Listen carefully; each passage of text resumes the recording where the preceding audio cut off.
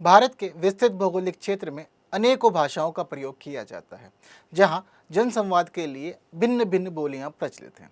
आज का हमारा यह वीडियो उत्तर प्रदेश में प्रयोग होने वाली बोलियों से संबंधित है और उनके संबंधित सभी महत्वपूर्ण विशेषताओं पे भी चर्चा की जाएगी। नमस्कार, मैं कुणाल आप सभी का संस्कृति पीसीएस यूट्यूब चैनल पर स्वागत करता हूं। इसी क्रम में आगे बढ़ते हैं और देखते पहले हैं हमारी क्लास की हाईलाइट्स क्या हैं। तो आज की क्लास की हाईलाइट्स हमारी इस प्रकार रहने वाली। सबसे पहले हम जानेंगे कि उत्तर प्रदेश में हिंदी की कौन कौन सी बोलियाँ हैं। इसी बीच भाषा, उपभाषा और विभाषा में हम अंतर समझेंगे कि किस प्रकार से यह होता है और बोली किस प्रकार से अपने आप में एक विशेष महत्व रखती है। इसी प्रकार उत्तर प्रदेश में जो खास बोलियां बोली जाती हैं उन सभी पे भी हम बात करेंगे।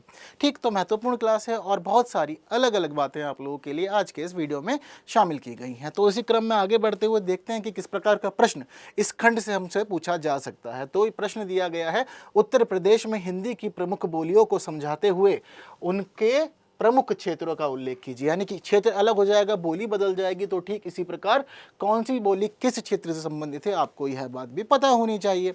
एक महत्वपूर्ण तथ्य है यह। ठीक है, तो इस प्रकार का एक प्रश्न आपसे आने वाली मुख्य परीक्षा में पूछा जा सकता है। चलिए क्लास को आगे बढ़ाते हैं और देखते हैं कि आज की क्लास में हम लोग के लिए क्या क्या खास बातें हैं। तो सबसे पहली बात हम लोग को समझनी है कि उत्तर प्रदेश में हिंदी की कौन कौन सी बोलियाँ हैं। धीरे धीरे हम इस क्रम में आगे बढ़ेंगे। सबसे पहले हम देखते हैं कि एक बड़े भाषा क्षेत्र के अंतर्गत किसी विशेष या छोटे क्षेत्र में जब भाषा के जिस रूप का प्रयोग सामान्य संवाद के लिए किया जाएगा तो उसको हम क्या कहेंगे? बोली कहेंगे। ठीक है, यानी कि हम देखते हैं कि पूरा एक क्षेत्र बड़ा जो है वह किसी एक विशेष भाषा से संबंधित हो सकता है, लेकिन यह ज़रूरी नहीं है कि जिस भाषा का प्रयोग लोग जनरली लिखने समझने के लिए कर रहे हैं वह उसमें संवाद भी करते हों। अलग अलग समय पे हमने देखा है कि क्षेत्रवार रूप से बोलियां बदल जाती हैं और कई बार तो बोली इस प्रकार की हो जाती है कि वह हमें समझ नहीं आती, भले ही वह हिंदी की ही एक बोली क्यों ना हो। बात समझ रहे हैं आप? तो आगे यहाँ पे क्या बताया जा रहा है कि सामान्यतः बोलियों में साहित्य की रचना नहीं की जाती, यानी कि लिटरेचर नहीं तैयार किया जाएगा। इसमें क्या प्रयोग किया जाएगा इसको? तो कहते हैं सिर्फ बातचीत के लिए। इसका अर्थ जो होगा वह मुख्य रूप से संवाद होगा, यानी कि जो स्थानीय लोग हैं वही इसको खासतौर पर समझ पाते हैं। जनरली ऐसा होता भी तो है ना, अगर कोई बिहार का व्यक्ति या कोई पूर्वांचल का व्यक्ति यदि दिल्ली आ जाए या हरियाणा चला जाए और उसने अपनी स्थानीय बोली में यदि वहां बात कर ली तो समझ नहीं आती और पता ही नहीं चलता कि व्यक्ति ने क्या कहा है। ठीक इसी क्रम में आगे हम देखते हैं कि जब किसी बोली में साहित्य की रचना होने लगे, यानी कि जनरल ट्रेंड जो है कि वो यह है कि बोलियों में साहित्य की रचना तो नहीं होती, लेकिन अगर कोई बोली बहुत अधिक बढ़ जाती है, उसका विस्तार बहुत ज़्यादा हो जाता है और वह एक बड़े क्षेत्र को आपस में समा लेती है और साथ ही यह पता लगता है कि अब उसमें साहित्य की रचना होने लगी है, तो ऐसी स्थिति में अब वह बोली नहीं रहेगी। कहते हैं ना कि मिलीमीटर अब सेंटीमीटर हो गया है, यानी कि चीज़ें बढ़ गई हैं बहुत ज़्यादा। तो इसी क्रम में बता रहे हैं कि बोली में अगर साहित्य की रचना होने लग जाएगी तो उसे क्या कहेंगे? अब उपभाषा का नाम दे दिया जाएगा। तो आप समझ रहे हैं भाषा किसे कहते हैं, ये तो हम लोग जर्नली जानते हैं। ठीक, लेकिन अब भाषा के बाद में एक टर्म जो चल रही है वह उपभाषा भी चल रही है। बोली तो हम पढ़ रहे हैं, बट अब किसे उपभाषा कहा जाएगा? अगर कोई बोली बहुत अधिक विस्तार कर ले और उसमें अब साहित्य लिखना शुरू हो जाए, वह उपभाषा बन जाएगी। जैसे कि हम देखते हैं कि ब्रज और अवधी जो है वह क्या है? हिंदी की उपभाषाएं हैं। बात क्लियर है? इसी बीच आपको देखना पड़ेगा, एक टर्म और चर्चा में आ रही है, उसका नाम है विभाषा। ठीक है, जर्नली हो सकता है कि लोगों ने नहीं सुना हो, लेकिन जो लोग हिंदी लिटरेचर पढ़े हुए हैं अपने ग्रेजुएशंस में या फिर उन्होंने मास्टर किया है इसमें, तो उनको पता होगा विभाषा होता क्या है। तो यहाँ बता रहे हैं कि विभाषा का क्षेत्र बोली की अपेक्षा अधिक विकसित होता है, यानी कि बोली के बाद विभाषा। तो क्या बता रहे हैं इसके बारे में? यह एक प्रांत या उपप्रांत में प्रचलित होती है। ठीक है, बोली से अधिक बड़ा क्षेत्र होगा और किसी प्रांत या उपप्रांत में इसका प्रयोग किया जाएगा। आगे बता रहे हैं कि अगर हम समझे हिंदी की विभाषाएं कौन कौन सी है तो पता लगता है कि ब्रज भाषा, अवधी, खड़ी बोली, भोजपुरी, मैथिली। ठीक है, हालांकि ब्रज भाषा और अवधी को हमने देखा कि इसको उपभाषा भी माना जाता है क्योंकि इसमें अब जो साहित्य है वह लिखा जा रहा है। ठीक है, इसके अलावा खड़ी बोली, भोजपुरी और मैथिली जो है इनको मुख्य रूप से विभाषाओं का दर्जा जर्नली दिया जाता है। ठीक है, अलग अलग विशेष्य हैं, अलग अलग लोग हैं, वे अलग अलग तरह से चीज़ों को, बातों को प्रस्तुत करते हैं। इतनी बात आपको समझ में आ गई है तो अच्छी बात है। लेकिन अब एक बड़ा प्रश्न हम लोग के सामने यहाँ पर एक खड़ा हो जा रहा है। यह प्रश्न क्या है? देखिए, यदि आप कभी भी किसी भी जगह क्लास ले रहे हैं और आपके मन में वीडियो को समझते हुए या क्लास को लेते हुए प्रश्न नहीं उठ रहे हैं तो यह एक समस्या का विषय है। क्यों? क्योंकि देखिए अभी वीडियो जो है वो कंप्लीट तो नहीं हुआ है, लेकिन जब बातें चल रही हैं तो जनरली ऐसा होता है कि हम चीज़ों को समझते जानते हैं और प्रश्न रेज होते हैं। अब देखने वाली बात यह है कि यहाँ पे क्या मुख्य प्रश्न उठता है कि हमने देखा कि बोलियाँ पे हमने बातें की, इसके अलावा हम लोगों ने उपभाषा पे बात की, विभाषा पे भी बात की और साथ साथ भाषा भी हम इसी बीच समझ रहे हैं। लेकिन एक बड़ा प्रश्न यह है कि भाई इसका विभाजन किस प्रकार हुआ और वह कौन व्यक्ति था जिसने इसका विभाजन किया था और इसको कैटेगराइज करते हुए इनकी विशेषताओं का उल्लेख किया था। तो इसी क्रम में जब हम लोग आगे बढ़ते हैं तो हमें यह पता लगता है कि वह खास व्यक्ति जिसको ये श्रेय दिया जाता है उसका नाम है जॉर्ज अब्राहम गियर्सन। ठीक है, इन्होंने क्या किया भाई, इन्होंने एक पुस्तक लिखी थी। कब? 1927 में इन्होंने एक बुक लिखी जिसका नाम था भारतीय भाषा सर्वेक्षण।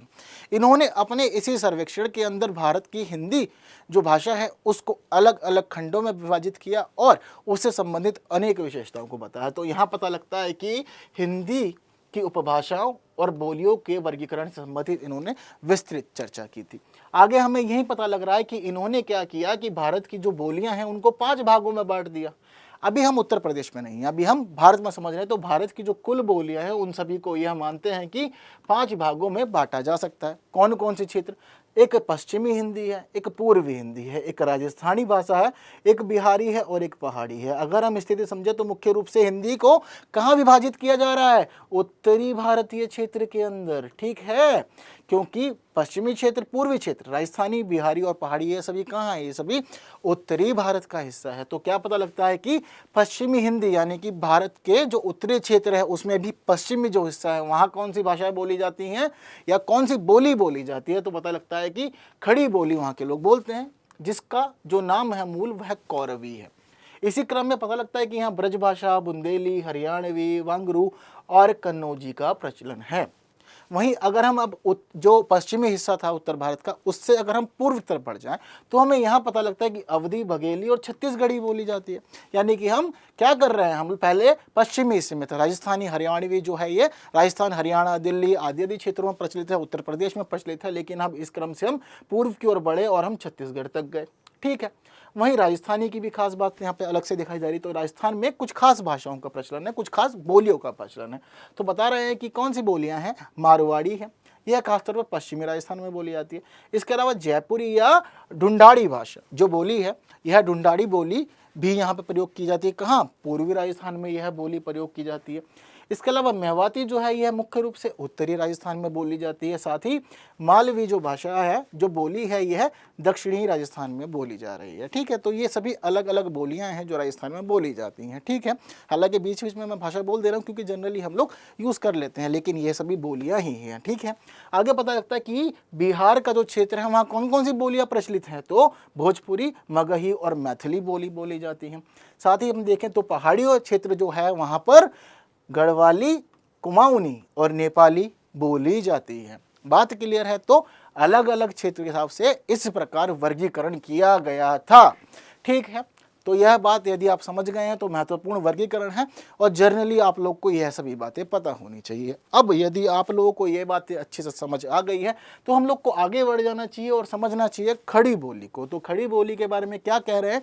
इसका मूल नाम कौरवी। अब ये नाम किसने दिया? तो बताते हैं कि हिंदी भाषा के प्रमुख साहित्यकार जिनका नाम राहुल सांकृत्यायन था, उनके द्वारा इसको यह नाम दिया गया था और बोला था कि यह जो बोली चल रही है यह क्या है?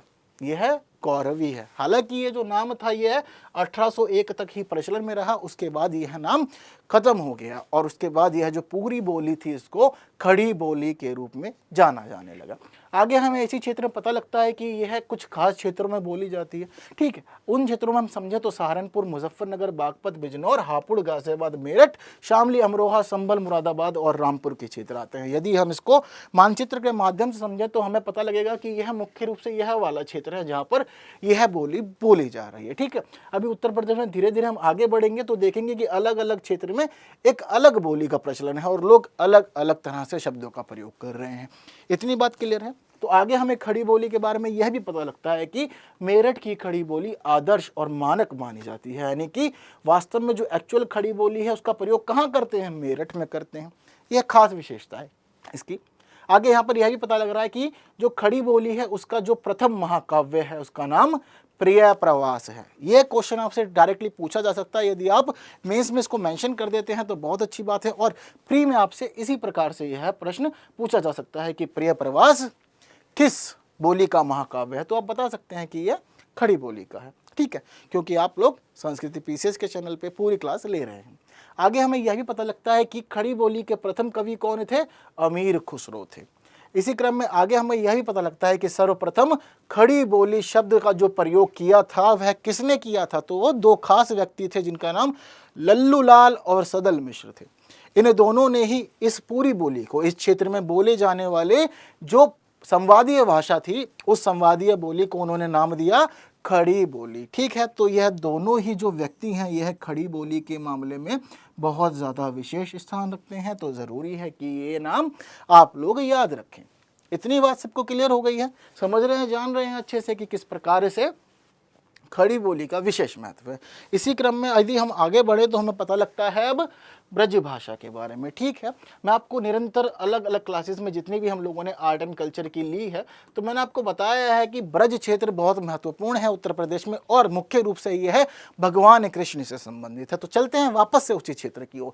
क्यों, यदि आप देखेंगे कि कौन कौन से क्षेत्र इसके अंदर आ रहे हैं तो आपको पता लगेगा कि आगरा, मथुरा, फिरोजाबाद, अलीगढ़, मैनपुर, एटा, हाथरस, बदायूं और बरेली क्षेत्र यहाँ इसमें शामिल है जहाँ पे ब्रज भाषा का प्रयोग किया जा रहा है।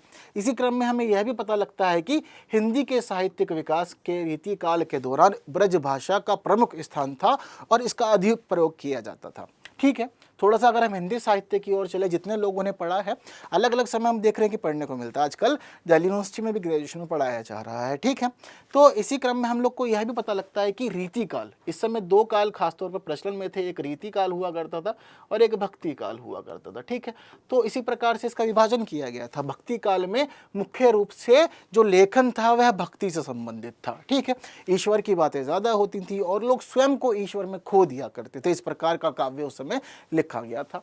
लेकिन अगर हम बात करें रीति काल की तो इसका जो अपने आप में विशेष महत्व है वह अलंकरण, रस, इन सभी के मामले में, लेकिन इस समय भक्ति की बात नहीं हो रही थी।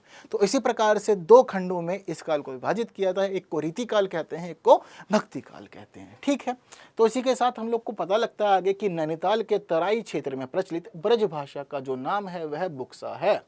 ठीक है, तो ये पॉइंट भी आप लोग को पता होना चाहिए। हालांकि जो नैनीताल का तराई क्षेत्र है वहाँ पर बोली तो ब्रज भाषा ही जाती है, लेकिन उसका जो नाम है वह बुक्सा कर दिया गया है और जनरली इसको लोग बुक्सा के नाम से बोलते हैं, जानते हैं, समझते हैं। ठीक है, चलिए यहाँ पर एक और पॉइंट आप लोग के लिए मेंशन इसमें बताया गया है कि जो यह ब्रज भाषा है, ठीक है, ये जो बोली है इसके अंदर कुछ उपबोलियाँ भी हैं जिनको डांगी, अंतर्वेदी और भरतपुरी के नाम से जाना जाता है। ठीक है, हालांकि हम समझे तो जो बुक्सा है ना ये भी इसके उपबोली में ही आएगी। ठीक है, क्योंकि यह नैनीताल के तराई क्षेत्र के अंदर प्रचलित है। इसी प्रकार से यह सभी उपबोलियां भी आपको पता होनी चाहिए। तो सभी महत्वपूर्ण बातें ब्रज भाषा से संबंधित आपको बता दी गई है, ब्रज बोली से संबंधित आपको बता दी गई है। ठीक है, जनरली इसको ब्रज भाषा ही कहते हैं। क्यों? क्योंकि इसमें साहित्य की रचना की गई है, काफ़ी बड़ी संख्या में इसके साहित्य में देखने को मिलते हैं। चलिए, यदि आप इतनी बात अच्छे से समझ गए हैं तो यह मैप आप लोग के सामने है। ठीक है, तो जो क्षेत्र था मुख्य रूप से यह वाला क्षेत्र हम लोग समझते हैं कि किससे संबंधित है, ब्रज भाषा से संबंधित है।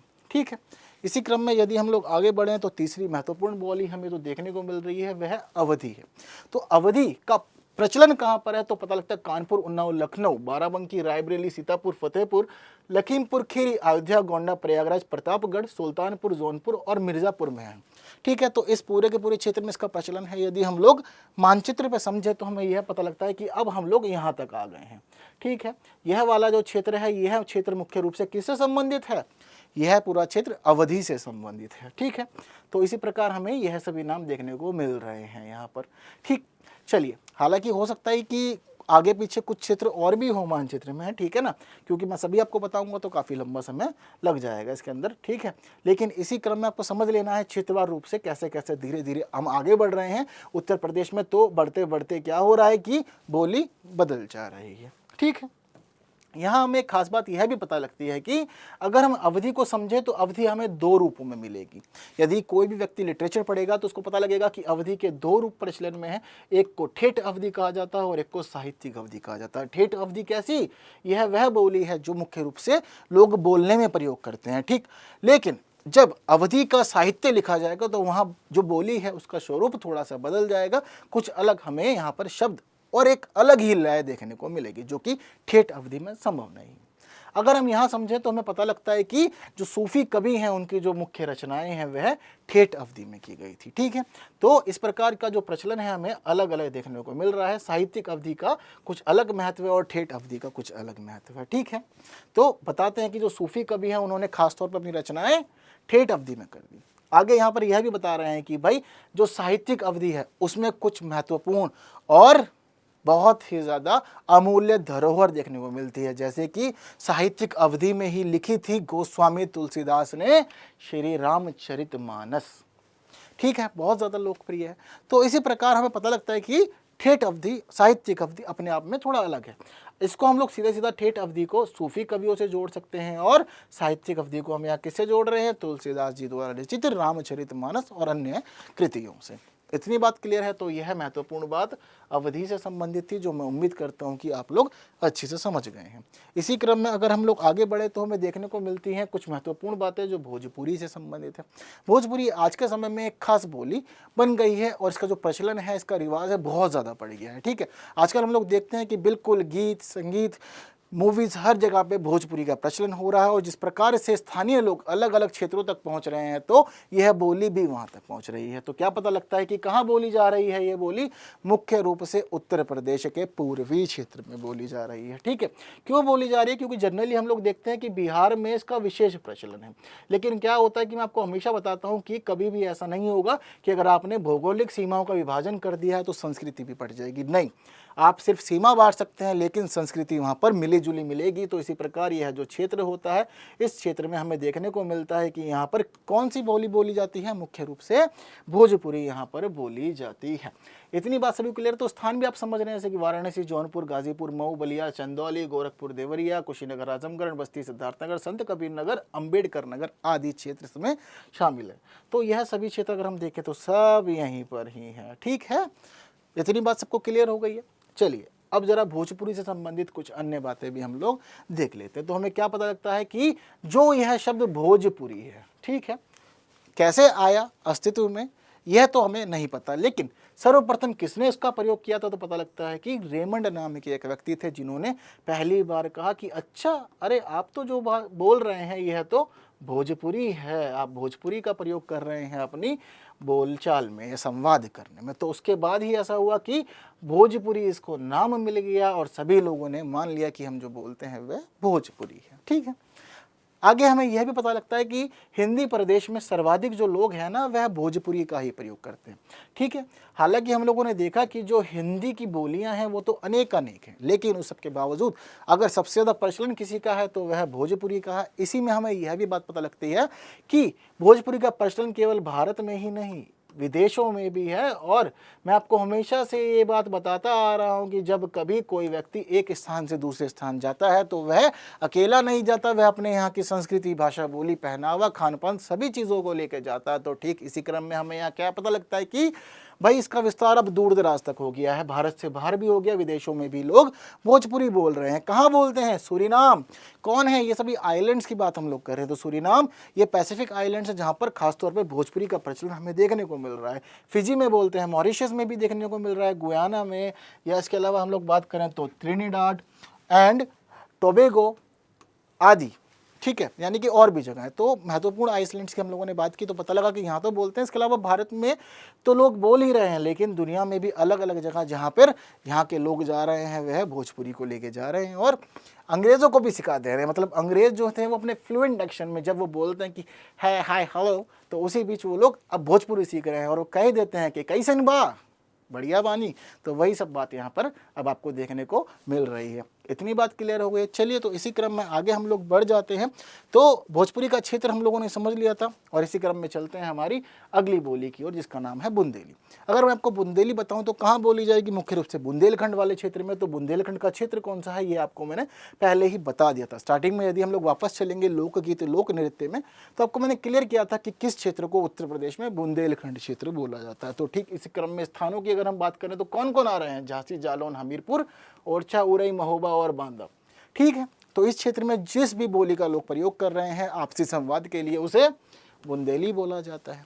ठीक है, अगर हम आगे बढ़े तो हमें देखने को मिलती हैं दो और प्रमुख बोलियां जिसका प्रयोग उत्तर प्रदेश में होता है। एक को कन्नौजी और एक को बघेली कहते हैं। इटावा, फर्रुखाबाद, शाहजहां, हरदोई, पीलीभीत और कानपुर के आसपास के जो लोग संवाद करते हैं वह कन्नौजी में करते हैं, लेकिन बघेली का जो प्रचलन है ये सोनभद्र, प्रयागराज, बांदा, फतेहपुर, हमीरपुर आदि जिलों में है। अगर हम स्थिति समझें इन क्षेत्रों की तो यह क्षेत्र एक ऐसे क्षेत्र से जुड़े हुए हैं जहाँ पर इसका प्रचलन है। जैसे कि कन्नौजी तो हम लोग मान लेते हैं कि कानपुर के आसपास वाले क्षेत्र में है, लेकिन बघेली की अगर हम स्थिति समझें तो हमें पता लगता है कि हमें यह क्षेत्र समझना पड़ेगा। यह क्षेत्र किससे जुड़ा हुआ है?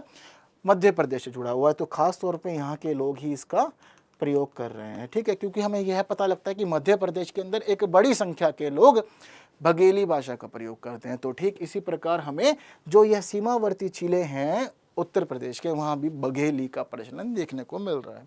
ठीक है, तो यह जो सभी बातें थी ये किससे संबंधित थी? मुख्य रूप से उत्तर प्रदेश में बोली जाने वाली बोलियों से संबंधित थी। एक डाइवर्स कल्चर उत्तर प्रदेश में बोलियों का हमें देखने को मिला और उससे संबंधित सभी महत्वपूर्ण बातों को जाना समझा। वीडियो को बाकी साथियों तक भी शेयर किया क्योंकि यह जरूरी है कि वे लोग भी इन सभी बातों से रूबरू हों और जाने समझें।